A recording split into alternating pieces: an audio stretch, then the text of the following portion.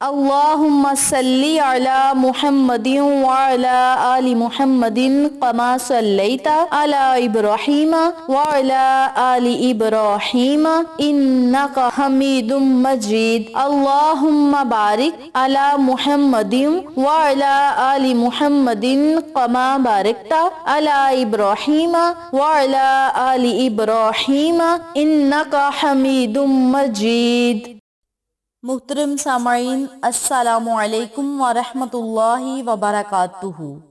میری پیاری بہنوں اور میرے پیارے بھائیوں، آج میں آپ کی خدمت میں شب قدر کی رات یعنی 25ویں کی رات کا ایک ایسا عمل شیئر کروں گی، ایسی دعائیں شیئر کروں گی، اور دعائیں جو میں آپ کو بتلاؤں گی ان دعاؤں کو آپ نے آج شب قدر کی 25ویں کی رات میں مانگنی ہے، اور ان دعاؤں کو آپ 37ویں کی رات میں بھی مانگے، 29ویں کی رات کو بھی مانگے، کیونکہ شب قدر کی 2 راتیں گزر چکی ہیں، 21ویں کی رات اور 23ویں کی رات تو گزر چکی ہے، آج 25ویں کی رات ہے، پھر 37ویں کی رات ہے، پھر 29ویں کی رات ہے، یعنی شب قدر کی ابھی 3 راتیں باقی ہیں۔ تاک راتوں میں سے 3 راتیں ابھی باقی ہیں، جسے شب قدر بھی کہا جاتا ہے، لیلۃ القدر بھی کہا جاتا ہے، اور بابرکت راتیں بھی کہا جاتا ہے، تاک راتیں بھی کہا جاتا ہے۔ ان راتوں میں سے ابھی 3 راتیں باقی ہیں۔ پہلی 2 شب قدر کی راتوں میں جن لوگوں نے عبادت نہیں کی، توبہ نہیں کی، نوافل نہیں پڑھے، دعائیں نہیں مانگی، وہ اللہ رب العزت سے معافی مانگ لے، اور جو 3 راتیں رہ گئی ہیں ان راتوں میں اللہ سے خوب دعائیں کریں، التجائیں کریں۔ اور آج میں آپ کو جو دعائیں بتاؤں گی ان دعاؤں کو آپ نے شب قدر کی رات میں ضرور مانگنا ہے، کیونکہ شب قدر کی رات میں مانگی گئی دعا رد نہیں ہوتی، اور شب قدر بڑی عظمت اور خیر و برکت اور بھلائی والی راتیں ہیں۔ اللہ رب العزت نے قرآن پاک میں 2 مرتبہ قدر کا ذکر کیا، ایک مرتبہ سورۃ دہان میں اور دوسری مرتبہ سورۃ القدر میں۔ تو جن راتوں کا ذکر قرآن پاک میں آیا ہے، اللہ رب العزت نے خود ذکر کیا ہے جن راتوں کا، ہماری عقل بھی اندازہ نہیں لگا سکتی کہ یہ راتیں کتنی بابرکت ہیں۔ اور ان راتوں میں آپ سب سے گزارش ہے کہ 7 دعائیں ضرور مانگیں۔ ہم لوگوں کو، ہم گناہگاروں کو اللہ سے مانگنے کا طریقہ نہیں آتا۔ ہم لوگ عبادت کر لیتے ہیں، ساری رات نوافل پڑھ لیتے ہیں، ساری رات ذکر خدا کر لیتے ہیں، تلاوت قرآن کر لیتے ہیں، صلاۃ التسبیح ادا کر لیتے ہیں، لیکن جب سارا ذکر کرنے کے بعد دعا کی باری آتی ہے تو ہم دعا نہیں مانگتے۔ جب دعا مانگنے کی باری آتی ہے تو ہم فٹافٹ دعائیں مانگتے ہیں، اپنی ضروریات کا اظہار اللہ سے کرتے ہیں اور اپنی جگہ سے اٹھ جاتے ہیں۔ حالانکہ جو اللہ اور بندے کے درمیان رشتہ دعا کے وقت قائم ہوتا ہے، دعا کے وقت جتنا قریب بندہ اللہ رب العزت کے ساتھ ہوتا ہے، اتنا زیادہ گہرائی میں بندہ نہ تو عبادت میں جاتا ہے، نہ نماز میں جاتا ہے، نہ تلاوت میں جاتا ہے۔ لیکن جب بندہ اللہ سے دعا کر رہا ہوتا ہے تو بندہ بڑی گہرائی میں جا کر اللہ سے مانگتا ہے۔ جو لوگ گہرائی میں جا کر دعا کرتے ہیں وہ بڑی ہی گہرائی میں جا کر، بڑی ہی دل لگی کے ساتھ، عاجزی کے ساتھ، رو رو کر، گڑ گڑا کر، ندامت کے آنسو بہا کر اللہ سے مانگتے ہیں، تو رب کریم ان کی دعائیں فوراً سن لیتا ہے۔ ہم لوگ کہتے ہیں کہ ہماری دعائیں قبول نہیں ہوتی، اور کچھ لوگوں کی دعائیں فٹافٹ قبول ہو جاتی ہیں۔ وہ لوگ اللہ رب العزت سے بہت ہی گہرائی میں جا کر مانگتے ہیں، جتنی لگن کے ساتھ، جتنی دل لگی کے ساتھ، جتنی گہرائی میں جا کر ہم اللہ سے دعا کریں گے، اللہ کریم اتنی جلدی ہماری دعاؤں کو شرف قبولیت کا اعزاز عطا فرمائے گا۔ تو میری پیاری بہنوں اور میرے پیارے بھائیوں، آپ سب سے گزارش ہے کہ آج 24 رمضان کے دن بھی یہ دعائیں مانگیں، اور رات میں بھی اللہ رب العزت سے یہ 7 دعائیں ضرور مانگیں۔ یہ کون سی دعائیں ہیں جنہیں آپ نے آج 25ویں کی رات یعنی شب قدر کی رات کو پڑھنا ہے، 37ویں کی رات کو اور 29 کی رات کو پڑھنا ہے؟ یعنی یہ دعائیں آپ نے اللہ سے مانگنی ہیں۔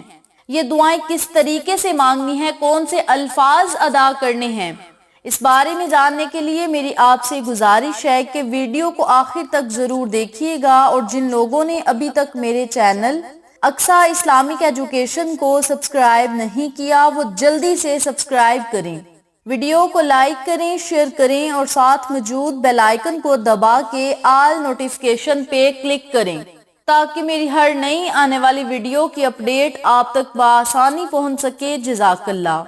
اسی کے ساتھ میری آپ سے گزارش ہے کہ میرے چینل پہ آپ کو جتنے بھی چینلز کا شارٹ آؤٹ دیا جائے ان چینلز پہ جائیں، سبسکرائب کریں، لائک اینڈ شیئر کریں، ہمیں سپورٹ کریں۔ آپ لوگوں کی سپورٹ ہماری کامیابی کا ذریعہ بنے گی۔ اب میں آپ کو وہ دعائیں بتانے لگی ہوں جو آپ نے آج شب قدر کی رات میں ضرور مانگنی ہے۔ نمبر 1، آپ نے اللہ رب العزت سے گناہوں کی مغفرت مانگنی ہے، توبہ کرنی ہے، کیونکہ گناہ دعا کی قبولیت کے آگے آڑ بن جاتے ہیں۔ ہم لوگ کہتے ہیں ہماری دعائیں قبول نہیں ہوتی، ہم یہ نہیں دیکھتے کہ ہمارے گناہ کتنے زیادہ ہیں۔ سر کے بال سے لے کر پیروں کے ناخنوں تک ہم گناہوں کی دلدل میں ڈوب چکے ہیں۔ ہم گناہوں سے توبہ نہیں کرتے، گناہوں کی معافی اللہ سے نہیں مانگتے، تو ہماری دعائیں کیسے قبول ہوں؟ جب تک ہم اللہ سے گناہوں کی معافی نہ مانگیں گے، ندامت کے آنسو نہیں بہائیں گے، ہماری دعائیں قبول نہیں ہوں گی۔ اس لیے دعا مانگنے سے پہلے اپنی گناہوں کی معافی رب کریم سے مانگیں، مغفرت کا سوال کریں، توبہ کریں۔